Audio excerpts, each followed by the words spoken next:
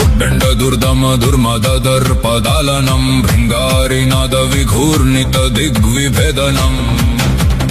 ज्वालावलिप्तवपुर्जटिलं कपीश्वरं वन्दे महाविकटं हनुमन्तमीश्वरम्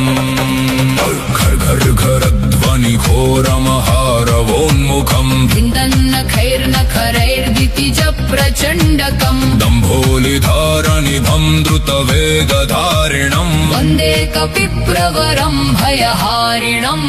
विभुम्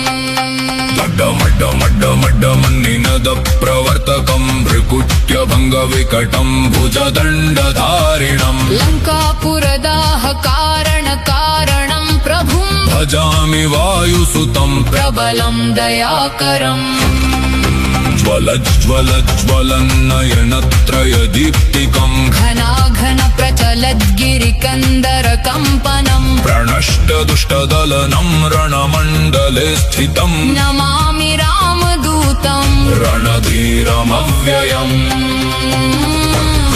कपीन्द्रकुलम् करवालदं स्त्रीणम् विन्दद्भयङ्कररवम् रिपुदर्पनाशनम् सङ्घट्ट वज्रनिभघात विपाटनम् वन्दे महाबलिनम् कपिराजसेवितम् कारनादविधूत भयान्धकारकम् सङ्घट्ट घोरतर ताण्डव चेष्टितम् धगद्धगद्धगज्ज्वलदग्निसमानकम् वन्दे हनूमतमजोहित विक्रमम् रं रं रं रघुनायकदूतवीर्यम् खं खं खं खगगामिव वेगवानम् लं लं लं लं लङ्कविनाशकारणम् भजेऽहमीशं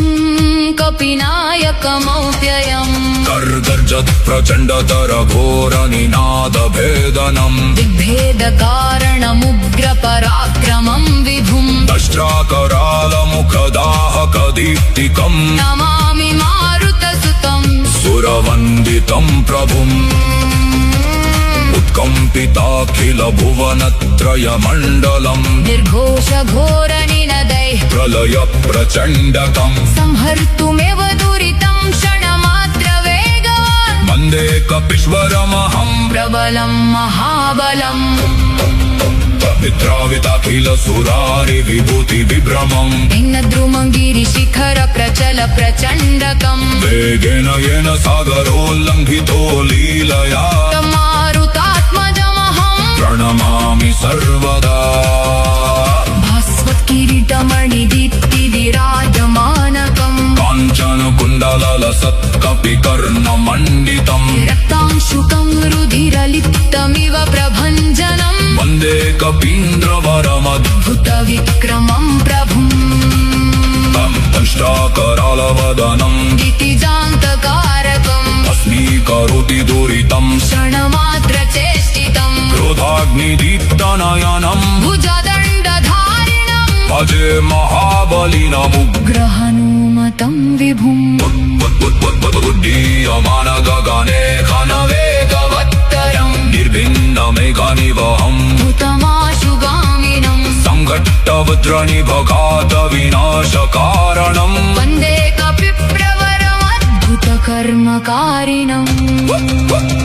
आकर्ण्य यस्य ऋणदम् भयभीतदानवा सम्यान्ति दिक्षु द्रुतमाशु विनष्टचेकसः हुङ्कारमत्र विनिवारित दुष्टसङ्घकम् वन्दे हनुमतमजो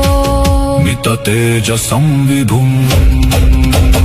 रामाङ्घ्रिसेवितमनः परमन्तपोधनम् सीताशोकविनिवारणदक्षदर्शनम् भक्तप्रपालनपरं करुणाकरं विभुम् वन्दे कपीश्वरमहम् शरणं प्रपद्ये